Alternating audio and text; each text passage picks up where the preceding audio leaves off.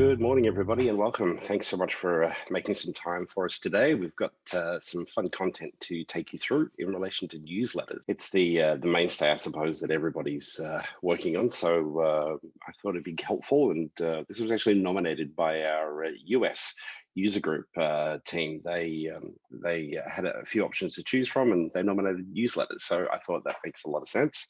Let's spend some time on newsletters. So let's get underway.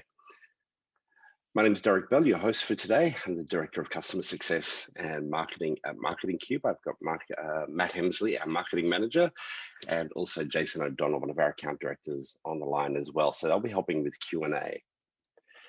Just some general housekeeping. As you know, we use Zoom to record our sessions, so everything's recorded.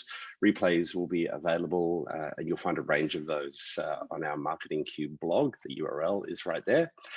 Please, as I said, do ask questions as we move through the day or move through the session. And also you can upvote different things as well. So if you see other questions that make sense to you, so feel free to upvote those.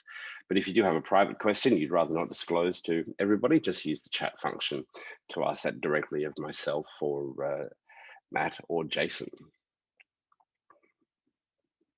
So first thing I'd like to do is answer some questions that have been submitted by people as they registered. So this one's from Rahika in New Zealand.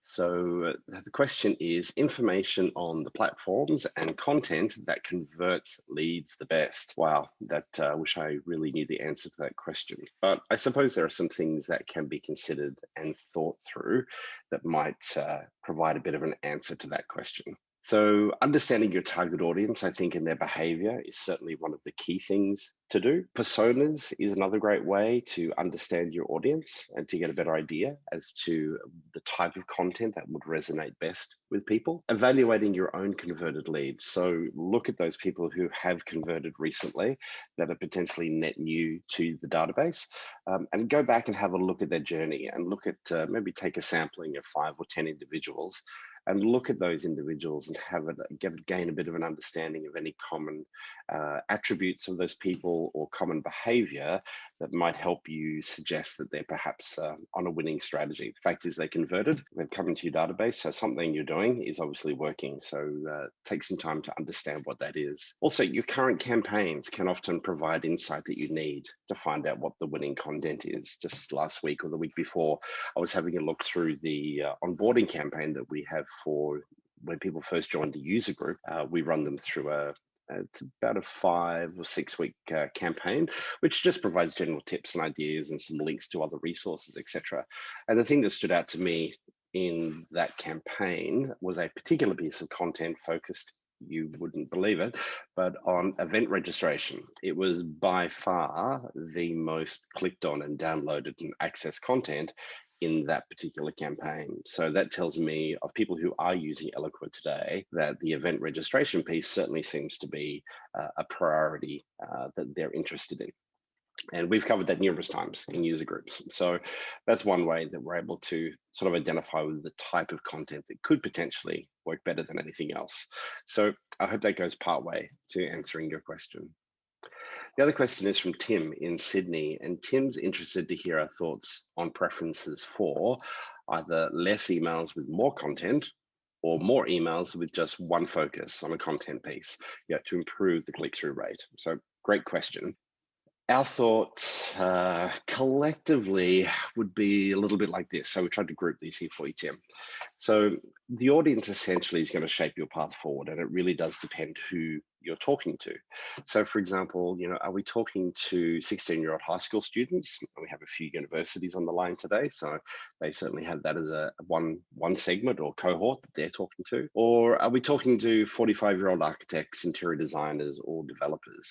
Obviously a very different audience. So the first step is to understand who you're talking to, which will then, I think, help shape the response to your question, Tim. Personas, again, will help shape the content. So even if we do decide that these 45-year-old architects, interior designers, and developers, inside that particular cohort, there's still going to be personas, I suppose, of individuals. When I look at the type of campaign, and this would be my next question to you, Tim, that maybe if you're with us today, let me just double check. Not yet, but the question I would ask of Tim is what type of a campaign? Is it an onboarding campaign? For example, these are customers you're talking to versus a lead nurture or even a lead generation campaign, which is net new. So they're not customers today, they're simply prospects that you're trying to convert to become customers. I think that audience and the way you talk to that group of people will differ significantly. If it's an onboarding campaign for customers, then I would think that short content and more emails spread over time is probably a good way to reach those people. From a lead nurture point of view, and again, I'm thinking more about you, Tim, and your environment and the people I know you talk to, that there's probably some thinking that needs to be done, and people are probably mindful and respectful of your view as an organization and what it is that you do. And they want to hear your opinion potentially, and you need to show your opinion and share your thought leadership and what it is that you know about the industry that you work in. And that, I think, is difficult to do in a short, snappy, bullet-pointed email. Maybe it's a short, snappy, bullet-pointed email, but leads to a blog post or other thought leadership. So if the click-through rate is what you're trying to enhance, maybe it is short and concise, but it certainly leads to greater content with more insight and industry expertise that you can deliver to an organ or to an individual or an organization. So I hope that helps. And then from Newcastle, this is a good question. Why does the submitted form filter not filter contacts even if they submit the form? Great question. So the answer to the question is a range of things. The campaign canvas does exactly what you ask it to do. The critical part is we need to know what it is we're actually asking of the campaign canvas. And so the particular element that we're looking at here is the submitted form that you can see here highlighted on the screen. So when you ask who has submitted the form in the context of a campaign canvas, what you're actually asking is which campaign members have submitted a specific form. So the most common scenario where this seems to not work for people is where it's an event. And so you might send me an invitation and I'm on your list, so therefore I'm a campaign member. And a campaign member is someone who is in the segment at the top of the screen that you can see there. So I'm a campaign member, I receive the invitation and I forward that email on to Matt. So Matt is not a campaign member, he's simply someone that has received the email from me. So he goes ahead and registers, which is great, and he'll submit the form, obviously, and go through that process. But simply submitting the form doesn't make him a campaign member. So then on the campaign canvas, where we ask the question, which of the campaign members have submitted the form, Matt will never be considered someone who submitted that particular form in the context of that campaign. So the way around that, the solution to fix that is to use a processing step on the form called add to campaign. And you can do it a few ways. You can also use shared lists. That's what we do at Marketing Cube. So when anyone fills in a form for an event, we add them to a shared list, and that shared list becomes our source of truth for registrants. Because in our world, we're keenly aware that people will forward emails and they will share emails with people and invite colleagues to potentially register, whether it's for the user group or any webinar or even a face-to-face event. Now, the nice thing about the default though, because you may think, well, that's a bit silly, why does it do that? Well, the default is good because the default then also controls who flows through the campaign. So you might come up with a very defined list of people that you want to invite to an event, etc. Now, you can't control people forwarding emails and you can't control who submits the form. However, you can control who receives confirmation emails, and you can control who will receive the reminder emails for events, etc. So if that's what you need to do, then using the submitted form element is the best thing.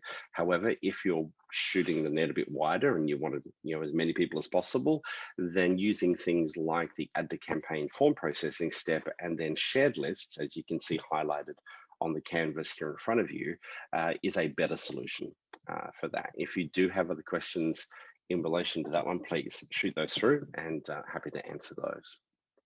But that's the answer to the question. Alrighty, let's jump into our agenda for today. So our usual introduction and welcome, and we'll show you a little bit of attribution. We'll then look at the subscription base and email groups and understand how to build that, then also looking at some very specific campaign canvas tips to help you deliver a better and a smarter newsletter campaign. The Oracle CX Marketing Eloqua updates for this month are not available yet. So the next release of Eloqua, what are we, March, April. So it's due in April. So they're not available yet. They haven't been publicized. So I've done a little bit of a retrospective. So I'll show you what I mean when we get to the end of today's session. And then of course, Q&A. So welcome. So yeah, what I want to do here is, like we're doing each month so far this year, is to share with you a little bit of the attribution, just to show you how quickly and easily that's able to be had and uncovered, and also look at subscriptions 101. And our little Australian tourism photograph from today is from Battery Point in Hobart. Beautiful shot. I'm sure it's a bit cloudier than that today and probably a significant more amount of rain. I thought I had two options today to either go with a knitted turtleneck, given it feels like winter, or a Hawaiian shirt. So I went with the Hawaiian shirt option instead. Thought it was a bit cheerier. Okay, so attribution. Which of our emails this month generated the greatest amount of conversions? As you know, well, some of you know, a few of you, in fact, 2.3% of you know, that you can also go to our website, and on the website, you'll find a link to register for the user group. So 2.3% of people did that. We then merged both invitations for Marketing Cube customers and Oracle customers together for first, second, and third invitations. So you can see the first invitation was clearly the home run. Everybody gets that one. The second invitation, or what we call number 2 invitation, is sent to people who didn't open the first one. And the third, or number 3 email, goes to people who opened the first one but didn't register. So you can see there's certainly benefit in having more than one email. Simply sending out one email doesn't always deliver the result that you want, and people miss things. That's fine. You know, people miss things, and so it's just a little bit of a reminder. This month, we also focused on some people who we know use Eloqua, but are not users or not members of the user group, or haven't subscribed to the Eloqua user group. So of course they're opted in to Marketing Cube, that's fine, but we wanted to extend an invitation. So we managed to pick up 3.4% of registrants for the user group this month doing that. Now, at the point of registering, there's a little bit of information we ask about you, and I thought this month would be interesting to have a look at the webinar platform usage. And you can see that Zoom is clearly the dominant player from an Eloqua, well, certainly amongst our client base, but you see at the same time, it is quite broad. Now, the question we did ask was, what is your primary webinar platform? Because we do have, I mean, I know for a fact, some of those people that identified Zoom as their primary platform, I know they also use On24, for example, but they don't use On24 for their day-to-day sort of, you know, small webinars. It's for their bigger type webinars. So, but you can see it's quite well spread. Okay, so I wanted to cover off 101. I thought it's good, or it's important for us to get this out of the way before we progress too much further in today's topic. One of the fundamental components of Eloqua from a subscription point of view is that as soon as an email enters Eloqua, whether it comes in from a CRM platform, whether it's via a form submission, even through SFTP or whatever, however that person arrives into the platform, or that email address arrives into the platform, Eloqua by default considers those people to be subscribed globally. Okay, you might call that an opt-in, and you probably should call that an opt-in. The understanding is that you have business processes in place to ensure that anybody that comes into the platform has in fact opted in. And so Eloqua refers to that as subscribed globally. Now, your challenge as marketers is to then get people excited about what it is that you're doing, and where possible, to proactively have them tell you what they're actually interested in. And there are a few ways you can go about doing that, and email groups is a good way to do that. So what we as Eloqua users would call an email group, externally to your audience, we would call those subscriptions. So you're inviting people to subscribe. And there are a whole range of different things that you might invite them to subscribe to, maybe events, webinars, thought leadership. You may have specific newsletters by name. You may just have one called newsletters, or you may in fact have multiple and have an individual subscription for each newsletter throughout the university or the business or the association, whatever it is that you're offering. Now, the important thing to understand is at the point of people entering Eloqua and being subscribed globally or opted in, At that particular point, you can send them anything. You can absolutely send them anything. You can send them invites to an event, to webinars. You can send them thought leadership. They don't have to be subscribed to the email groups in order to do that. Now, there is one client on the line today, Swati, and you know who you are, and hopefully if your colleagues are on the line too. What I just said is a little bit different from the way that you guys have implemented things.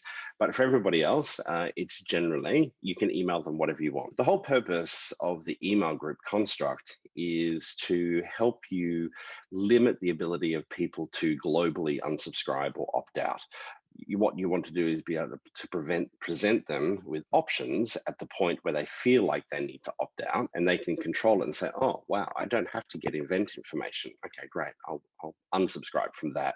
But they remain subscribed to the business as a whole. They're still opted in, but they've chosen to not get any more event invitations. And so over time, people will subscribe to different things, meaning that they have proactively at some point told you via a form submission that they would like to subscribe to events, thought leadership, and maybe one of your newsletters. Again, you can still email them about webinars, and you can still email them about ABC newsletter if you want to, but they've just not expressly told you that they're interested in it. It does get a little bit different though once they unsubscribe. So if a person unsubscribes from events, the nice thing about the email group construct is that regardless of how many segments you put that person into, if the email is flagged as an event email group, then Eloqua will not send that person an email. So it honors the subscribe and unsubscribe construct. Now, if at some point somebody should potentially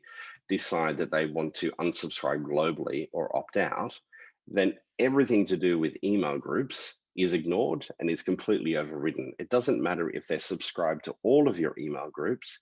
If they opt out globally or unsubscribe globally, that overrides everything, because at that point, they've unsubscribed from the business or the organization or the university. They've said, no, I don't want to hear from you ever again about absolutely anything. Okay, so that's the master, it overrides. So think of globally in your language is probably more about opt-in and opt-out. They've opted in or they've opted out, they've subscribed globally or they're unsubscribed globally. Now, the main barrier I see for people, as in marketers, using Eloqua and understanding email group is they have the opinion that, well, okay, if I offer these subscriptions, then, and I've got one for events, well, they're the only people that I get an email. I don't want to do that. I've got a database of 1.3 million people, and I've got 5,000 people subscribed to events. That's not what it means. What it means is that 5,000 people have proactively told you that they're interested. So that's your baseline. That's where you begin when it comes to an event. Then you will do additional segmentation to identify other potential candidates. Plus the sales team, I'm sure, will probably want to nominate people that they'd like to have invited to a particular event. So the subscription is not the be all and end all at an email group level. It's the baseline. It's the beginning point when it comes time to send out a particular invitation or a campaign. It's just simply the baseline. The mechanisms of building a subscription model, I think, are threefold. If I try and break them down, they're threefold essentially. First of all, it's subscription management and in Eloqua and understanding how that works, as we've just described. The next part is then really understanding your creative. Okay, so this is how sexy, how cute, how beautiful, how interesting, how enticing is the content that you're offering people. Obviously, it will depend greatly across the different people on the call today as to what you have available to offer people, but it's up to you. Your content has to be engaging and interesting enough that people will actually proactively want to subscribe. But we'll also talk about the fact that we need to make sure we make it easy for people to subscribe. And then the last bit is obviously getting it out the door. So what does that experience look like when we actually deliver the content? And one of the key parts of that process is then also measuring the response, okay? If we're just simply pushing the email out the door every single month, if it's a monthly newsletter, for example, but we're not measuring anything, there's really no eye on improvement. And we want to constantly look at improving and sharpening the sword, so to speak. as we progress. So let's look now at the subscription base and trying to look at how we can build that subscription base using Eloqua and email groups in order to help us do that. This particular photograph caught my attention. This one is from Jindabyne in New South Wales in the Snowy Mountains. Lovely to see some snow on there. So fingers crossed. I don't know if this rain that we're getting right now is any indicator as to what winter might look like, but fingers crossed we get some snow.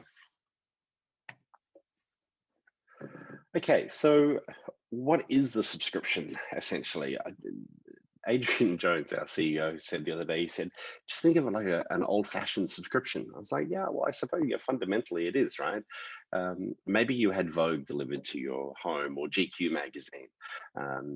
It was a subscription that you would have signed up for somewhere. In the old days, you probably had to fill in a form and drop in your credit card details. Later on, you might have gone onto the internet and subscribed online and had a physical magazine or something delivered to your home. And that subscription typically lasted for 12 months. And at the end of that 12 months, you were given the opportunity to renew your subscription and to continue the delivery of that. And then probably at some point in the last 20 years, things changed where all of a sudden it became online. And so the actual snail mail delivery stopped and it moved to being an online type of offer for you to have access to with a login and password. So that's essentially what the subscription is. However, from a marketing point of view, we're typically not looking to charge people for this content because it's all about lead generation, lead nurture, and progressing individuals through a sales process. So we're typically not charging them to participate in that process, but we want to honor their expressions of interest and what they're actually looking at. So what is on offer? This is the question. So this is what we need to think about when it comes to newsletters and what are we actually delivering to people? In order for them to actually provide you with the information for the subscription, there has to be what I like to call a fair and equitable trade of information. So for example, I came across an email a couple of days ago, or a couple of weeks ago now, from a competitor, a brand that you would all know, and it was to access, I think it was like a 2-page PDF. And honest to goodness, they had 14 questions on the form. I was like, are you kidding me? I mean, that is not a fair and equitable trade. I mean, I almost wanted like identifying birthmarks. It was just nuts. So I didn't bother.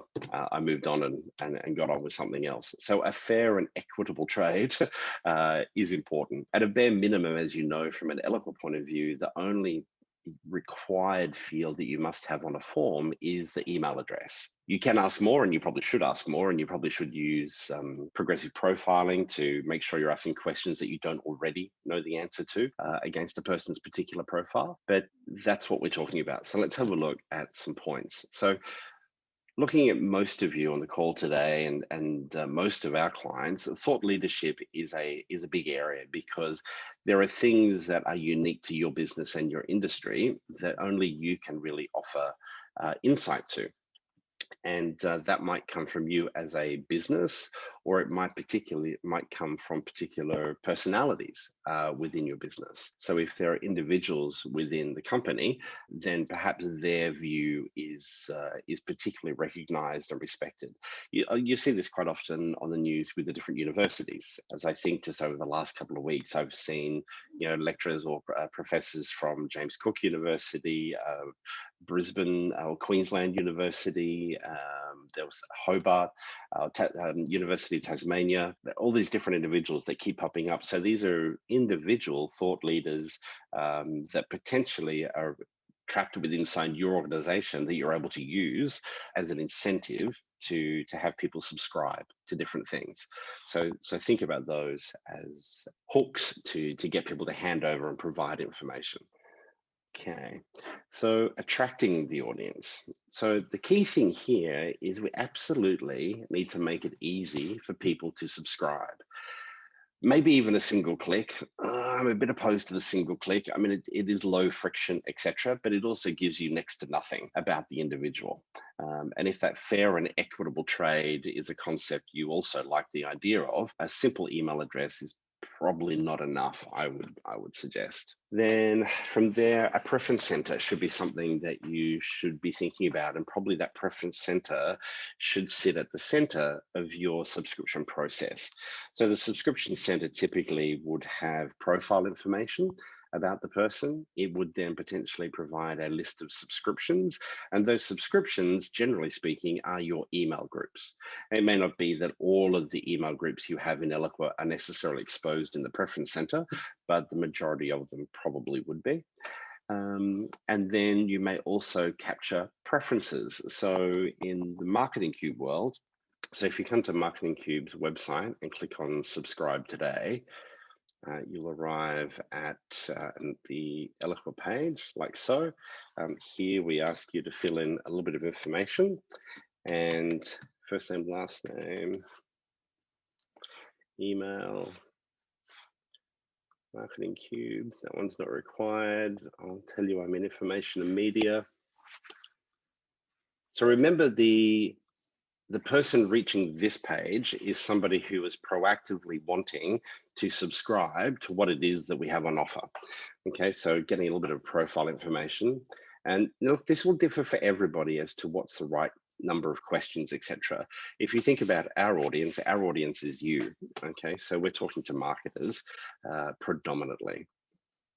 So then I arrive here and I'm looking at subscriptions. And so I'm provided with the option to subscribe to certain things. You'll see the user group features there, important updates for Eloqua users, etc.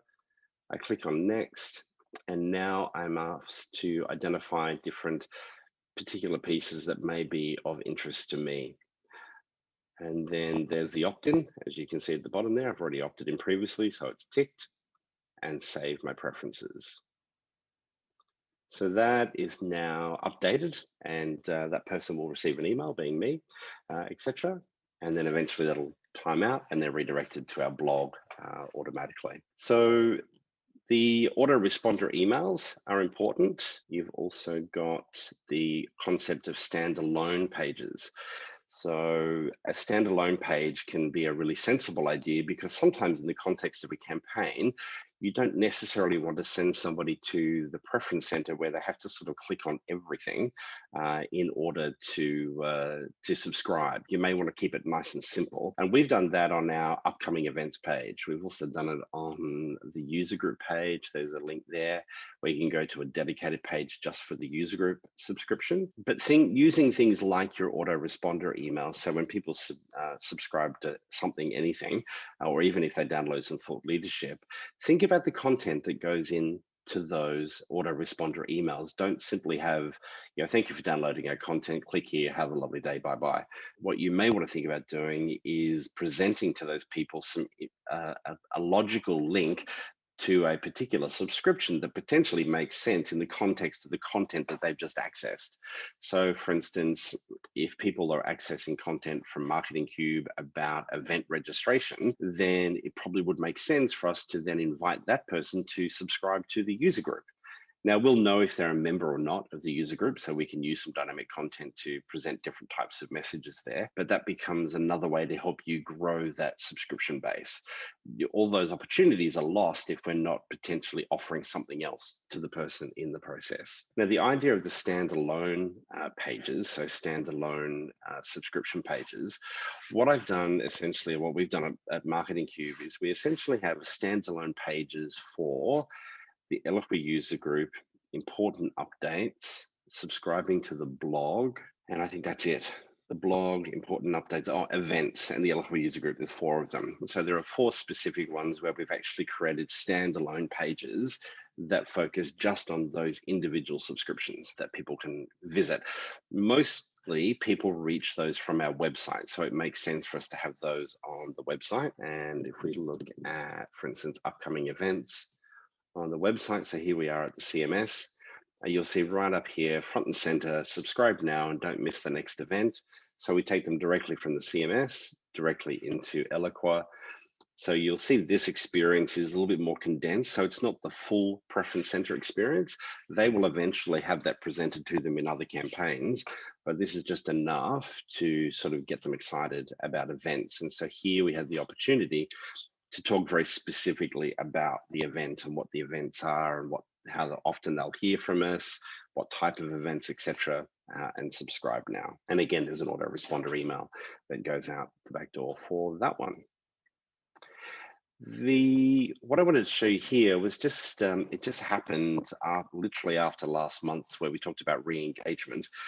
I had a couple of emails pop in, and this one from Nat Geo really caught my attention.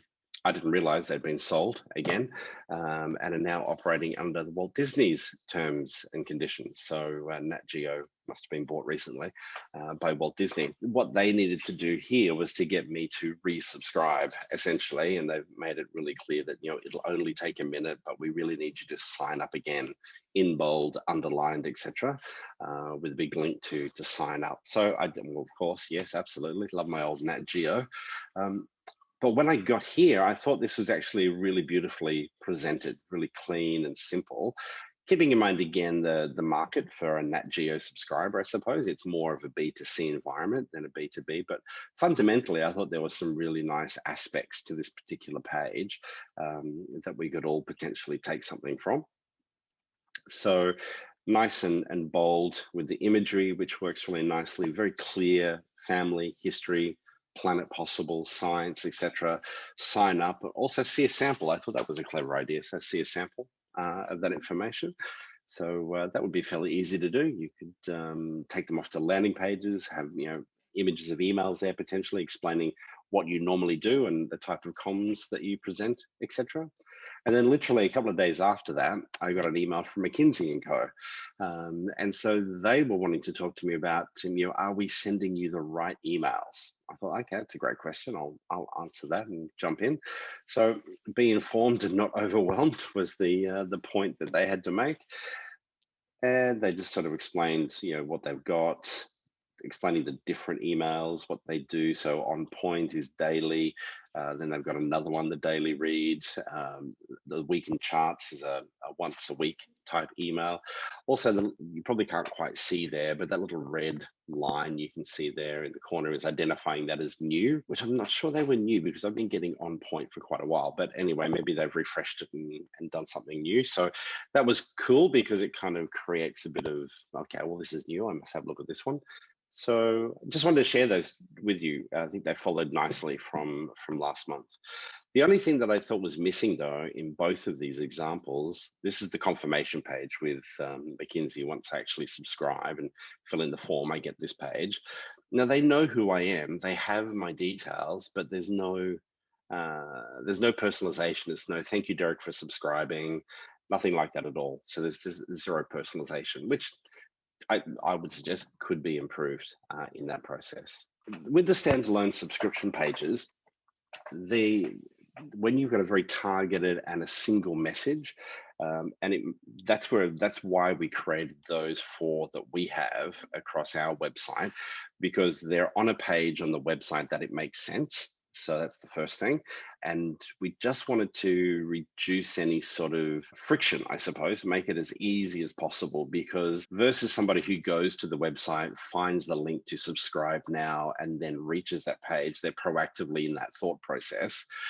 These are people who are just sort of cruising over the website and looking around, etc. And we're presenting it to them as a little bit of an idea and a suggestion. So great that they click through, then make it reasonably easy for them to go through that process and actually subscribe. The upside of taking them to a landing page versus leaving them on the CMS and maybe just doing a form embedded on the CMS is there's less for people to be distracted by. So once you bring them to the Eloqua landing page, you remove the top line menus, you remove all the footer information, except obviously for privacy policy and those sort of critical things. The only way they can then really get off those pages is to actually fill in the form. So remove the distractions is a good one. Now, the nice thing is too, as you build out those pages, and that's how we've chosen to do it, is we keep the language fairly generic so that if we're running different campaigns, that those 4 standalone subscription pages can actually also be built in and used in other campaigns along the way. So we try to ensure that there's nothing in the language that ties it very tightly to one type of thing or one topic. Keep it nice and generic so that you can use it across many campaigns. Of course, dynamic content could also enhance that as well. So there's more you could do to personalize that. It's always good to include quotes from happy subscribers. I'm sure you've certainly got some of those. So if you've got that information, it's always good to include a few testimonials from people. And just like we saw there a little bit with the National Geographic example, tease people with some examples of content or snippets from past content pieces, help them understand. I think the frequency is important. So, when I subscribe, is this going to hit my inbox every single day, or is it once a week? When's it going to arrive? Sort of exercise. So the time frame is important, but also think through sharing a little bit of a snippet potentially. And that's something that we haven't actually done that I think maybe we should look at. So tease people a little bit of FOMO. Now, your website and social properties. So the website is one place where you can put these standalone pages that I've talked about, but also think about other places. So as your website evolves and grows, the blog is probably the one part that will consistently grow over time. Have a think about what you can do to include links in some of those blog posts. So if you're getting eyeballs over the blog, think about as you go halfway down the page to maybe just put a little call to action. You see this all the time on some of the good quality web pages. McKinsey are really good at it. Which 50, the Australian media company, they do a great job. You'll read down through the blog and halfway down they're incentivizing you to subscribe to get this information delivered to your inbox. So think about ways to market and publicize your content or your subscriptions that you're offering people. The contact us page and autoresponder emails, again, are probably a good place to think about doing that. So someone might reach out to you and contact you about something in particular. You could then look at those autoresponder emails to, based on your inquiry today of this, you may find these of interest, etc. And some of those might be straight to blog articles, but it could also be to incentivize that individual to subscribe to future communications. Don't miss those opportunities. Think about how you can cross-publicize. So this is the standalone page for the Eloqua user group. This is from our CMS, from WordPress. So as they scroll down the page, there's a nice big red button, join the user group today or subscribe, depending on the language you choose to use. And so if someone clicks on that page, and we make that nice and clear to them, so it's right there, hopefully in front of their face, we then take them to an Eloqua landing page, which is this one right here.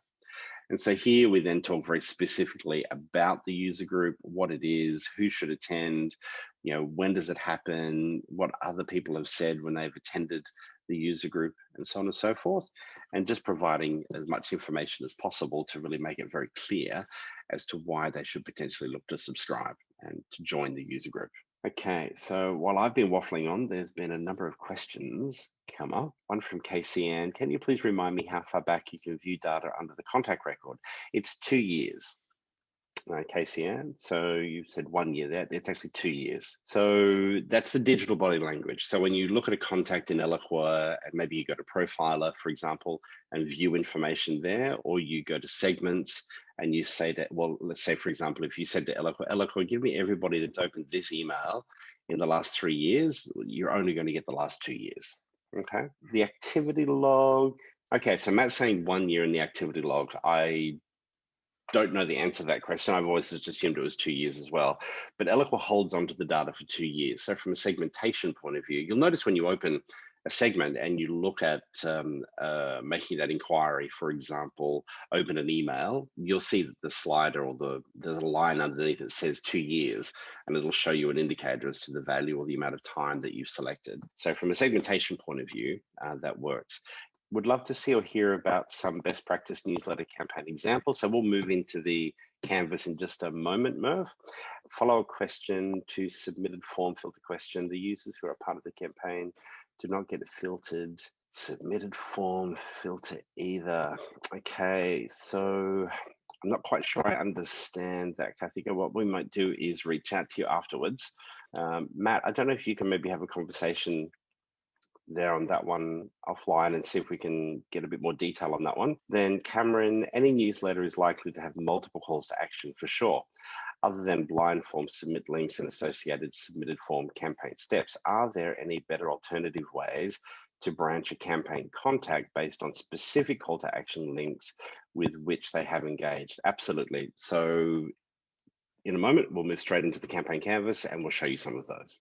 Okay, so using the campaign canvas to deliver a richer customer experience. There are all sorts of things that Eloqua can do to help you build out a richer experience. And Cameron, the answer to your question is probably thinking about shared filters on the canvas. And I've actually got an example of that might help you deliver that experience that you're talking about. So the ability to tailor the journey is pretty fundamental to what the canvas is actually all about. And there are all sorts of questions you can ask and directions you can go based on a person's engagement or potentially their lack of engagement. So if you're sending out an email or it's the newsletter and you've got a segment that is your subscribers and anyone else you wanted to include in that particular newsletter, and you're simply sending an email, well, there's not much more you can do. Okay, that's pretty basic. So we want to do better than that, and we want to build a much richer experience. And so then we want to think about, well, did they open the first email? And if they did they actually click on something? If they did click on something, do we want to do something in addition to that? Do we want to take them further in a journey? In a newsletter context, possibly not, because it's not an onboarding type of campaign or a lead nurture campaign. It's a newsletter, right? So it's a little bit different. But I'll show you some examples of what I mean with using shared filters to help with that. And of course, being able to adjust and move people through the campaign based on their engagement or their lack of engagement. So this is just an example, purely, it actually went live this morning. This is our regular blog subscribers newsletter campaign. And so you can see essentially for reporting purposes, we have two segments, one being prospects, the other being customers. We have a wait step here, and I'll explain what that's for in a moment. We then go through the contact washing machine to make sure that their first name is in proper case, that we're not screaming at people or talking to them in lowercase. And then the email goes out the door. Then as of this morning, there's 188 people sitting there. And what we're doing is we're evaluating to see, have they opened that particular email? And if they have, off they go, that's fine. They exit, so we can see that already 15 people have actually met that criteria. They'll therefore exit the campaign. However, the remainder of people, the 188, will move over to the left eventually and be sent a second copy of the blog, but with a different subject line and a different type of preview text. The logic being that if they didn't open the first one, it clearly failed, right? Or it just disappeared down their inbox, one of two things. So if we're going to send a second copy of it, then we need to do something different to get them to actually open it. So I would suggest to you that what you see on the screen right now is the most basic type of newsletter campaign that you probably should be running. If you're using the simple email campaign, I would say tut, tut, tut. that's just, yeah, there's no future in that because there's not much you can do. All you're doing is sending one email to a bunch of people and then you're walking away and you're not observing or doing anything differently. So at least here, what we're doing is going back to the people that didn't open the first one. Now, we've done some analysis on this, and we did some analysis on a client a few years ago who did this religiously with all of her campaigns. This was the most basic campaign that she ran within the business. And on average, I think she delivered, that second email that went out to people that didn't open the first one, I want to say it was 32 or 35% increase in unique open rates. Okay, so it tells you that people are not ignoring the content, they're just busy and things disappear down their inbox potentially. And then once they disappear down the inbox, they just go into the great unwashed or the great unread, etc. So don't feel like you're spamming people because they didn't even open the first one. Chances are it's been deleted anyway. And our objective is to get people to read the content. Our job is not to get people, not to send emails. Our job is to get people to read the content that we're actually sending to them. Okay, what I want to talk to you here about is an idea to help you extend the life of your newsletter campaign. and let's use the example of your newsletter going out on a monthly basis. So if your monthly newsletter is always sent on the 12th of the month, that's great, but it's just one slice of time.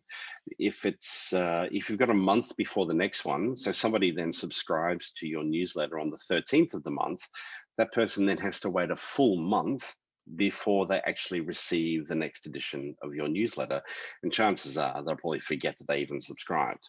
I know I would. So what we want to try and do is ditch that concept of just sending it once and extend the life of the campaign to actually take place from the 1st of the month to the 31st, give or take, depending on how your dates are.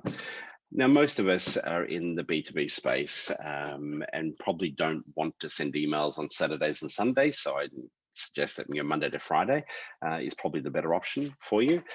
And so we need to configure the campaign canvas in order to reflect this. And I'll show you how we can do that here in just a moment. The key things to think about and to consider are, first of all, that your segment must be dynamic. So we need to set the segment up using filters, not just a fixed uploaded list from Excel.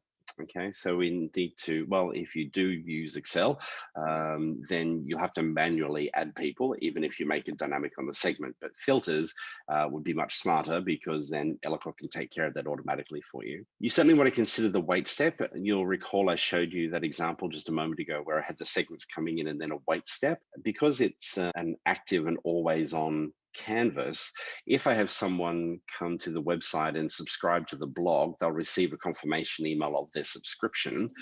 If I don't have that wait step, they would then potentially receive that first email in the space of 15 minutes, which I think is just a little bit scary. It's a little bit, whoa, okay. So personal choice, that's why I kind of put 3 hours in there as a little bit of a buffer. And then also we've got the days of the week that I'll show you there, and that's called scheduling. So the scheduling is done on the email asset itself, and that's where you nominate the days of the week and also the time frame, the time window within which your emails can actually be sent. Now, the other thing you want to be careful of is if there are any offers with deadlines contained within that newsletter, if those deadlines are reached before the campaign ends, we need to think about the logic of who gets that email and when that particular email is sent. And if it has an expiry date, we need to make sure when people come into the campaign after that offer expires, that that email is skipped and we move on potentially to the second email within the campaign. And it's the compare date element on the canvas that will help you do that. So let's jump in and have a look at what that might look like. Okay, so here's one I prepared earlier. This is, so in Marketing Cube, if I go to our create a multi-step campaign, we have a template called blog campaign. And so that's the one you just saw on screen right there. So that's essentially what that is. It gets tailored a little bit each month, depending on what's going on. And this month is a good example to make some serious changes. But Cameron, to your point earlier, you wanted to look at what people clicked on in the context of the campaign. So let me zoom in a little bit because that might be a little easier for you to see. Okay, so first thing is starting off with your segments. I would encourage you to split out anybody internally within the business. From a reporting point of view, it's much better that way to have them separate so you can view interaction. You'll notice that I've included this concept of the wait step. So even though the segment itself would be considered dynamic and you may have it refresh either once every hour or once a day, depending on your frequency, it's completely up to you. Then you just want to give it a little bit of window and a bit of space and a breather. Because what you got to think about, as I said, is those people who subscribe, then within 15 minutes, they could potentially be sent the first edition and they've just also been sent a confirmation email. So the first newsletter email goes out. In this case, I've thought waiting 4 days. There's no ideal there necessarily. It's really based on your data. But at the end of those 4 days, I then want to know who opened and who did not. Okay, so those who did open, I'm going to take down here and we'll, Cameron, this will answer your question a little bit. But for those that didn't open, we then resend the first email. Now, keeping in mind, Eloqua will never send the same email to the same person twice. So while these emails are essentially identical, they can't actually be the same asset. So we need to take this email, save as, and again, I would encourage you to change the subject line and also change the preview text because the first email clearly didn't work. They didn't open it. So we need to do something different. And the only opportunity you have to do anything different on that second one is the subject line and the preview text. Okay, so if they opened it, they'll also head down here. If they didn't open it, I'm going to push them over here and then eventually bring them back in here. That's particularly a little bit redundant, but I'm just wanting to have some people speed through that process. You'll notice here, I'm using the evaluation period. So as soon as that email is sent, they'll sit here for 3 days. And for 3 days, we're going to ask the question, did they open it? Did they open it? Did they open it? Did they open it? And as soon as the answer is yes, they will progress through. If it's no, then they'll go and sit over here. I was initially thinking of exiting the campaign for those people at that particular point, but let me explain what I've done here as an example. So the question Cameron had was in relation to looking at individual articles contained within the newsletter and what are people actually clicking on. So if it's a newsletter, I suppose need to think through why you would do that. And the only reason I could think that you might want to do that is to either potentially notify salespeople, maybe. So if, for instance, the newsletter talks about a new product launch, who clicks on that new product launch could be a bit of an indicator as to general levels of interest versus people who don't click on it, obviously. So using a shared filter, we can be very specific. So remember when we asked the question here, which is, have they clicked on the email? Again, this comes back to understanding what we're asking. What we're asking is, have they clicked on anything in that email? And that includes unsubscribe links, right? So have they clicked on anything? That's great to help us for very top of funnel overall engagement to progress people through. However, if we want to get very specific and say to Eloqua, who clicked on the link behind the first article or the second article or the third or the fourth article? And so that's where shared filters come in. So shared filters function very much like segments. It's the same interface essentially. So here I can ask the question based on a single URL and then push people through. And I thought maybe dropping them into a shared list would be helpful because once they're in a shared list, you can then also drop them into a segment. So if it's a product launch and you want to capture those people who seem to have expressed interest because they clicked through on it, you could drop them in here. You could then later add that group of people to a segment, which maybe is the actual product launch itself. So if you wanted to invite people to a webinar or to a face-to-face event, etc., then you could have those people already stored there, ready to go. You can always do it later as well, but it is interesting to get an indication of engagement up early. And then the reason I've done sort of the cascading effect here is you'll notice this is clicked on X article. If that's a no, then did they click on the Y article? Okay, yes, they did. Well, let's also drop them into a shared list there, for example. Now, of course, you can do anything after this. Once you identify they've clicked on a particular article, it may make sense for you to send them another email that potentially talks to that in a little bit more detail. It's kind of like the targeted subscription pages. People are on a certain page, they look at certain content, then we take them directly to a subscription that relates to that. Here, what we're looking at is sending people an email or a newsletter that contains information. If through their behavior, we can see they've clicked on something specific, maybe it's worthwhile trying to continue that journey. We're starting to move out of a newsletter type of construct then into a little bit of a lead generation and lead nurturing. But I suppose at the end of the day, everything we're doing is for lead generation and lead nurturing. So that's okay too. And then down the very end here, I sort of thought, well, what do I do next? Do I just get them out of the campaign? But I thought, no, it still probably would be interesting just to understand if there's any level of engagement through clicking. And so I've routed them to those two different steps. Now you'll notice the way I've named these, notice they don't just say wait. I've actually named them so it's clear as to how people got into those particular steps.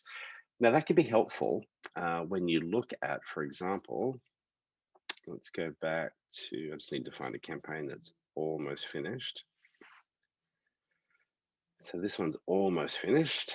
This is, yeah, so this is the user group campaign that you all received in order to be here today. And so when you look at some of the reports that are available here, the exit reports, let's see, yeah.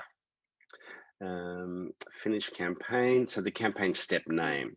So you can see here that the vast majority of people, so the campaign step name is what is here.